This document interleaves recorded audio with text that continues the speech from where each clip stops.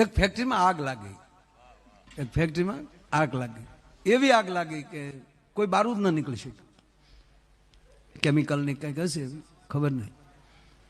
એક વ્યક્તિ બહાર ન નીકળે, પણ એ કંપનીનો માલિક સારો હતો.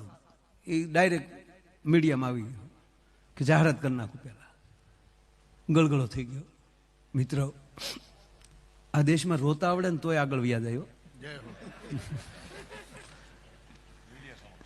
મીડિયા સમજ, ખૂણામાં નહીં, ખૂણામાં તો કકડાટી કરતા હોય. મિત્રો, આ ફેક્ટરી નહોતી, મારું ઘર હતું.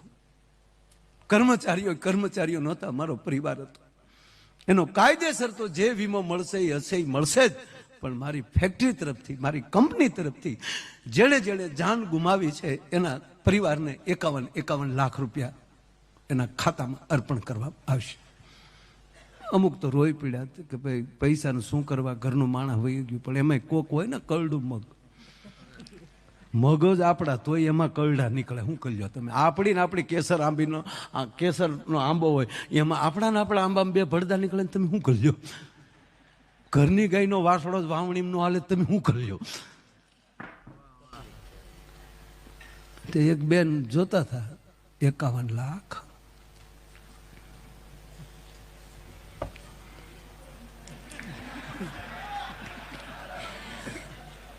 આ શેઠિયો ન કહેવાય બેન, ભગવાન કહેવાય.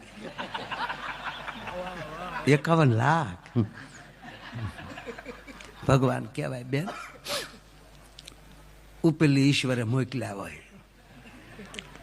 બટા અહીંયા આવી તો હા મમ્મી, આ સમાચાર આવે તાર પપ્પા જતા ફેક્ટરીમાં, એમાં જ આગ લાગી ને?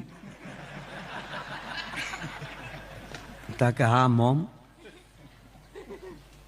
સારું બટા, હિંમત રાખજે. આગળ હું સમાચાર આવે નક્કી નથી બટા. લાવ તાર બાપાનો ફોટો, આગળ જરૂર પડશે બટા.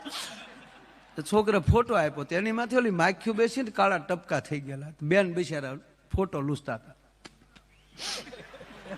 એ તમારા આત્માને સદગતિ કરજો, પરમાત્મા તમારા આત્માને સદગતિ આપે. જા આત્મા હોવ ને ઠરજો.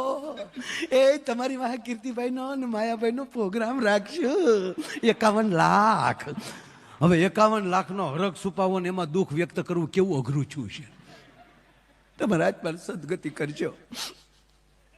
શેઠિયો ભગવાન કહેવાય. ત્યાં દરવાજે ટકોરા થયા. તો બેન હાથમાં ફોટો ને દરવાજો ખોલ્યો તો હામો ઘૂઘુ ઉભેલો.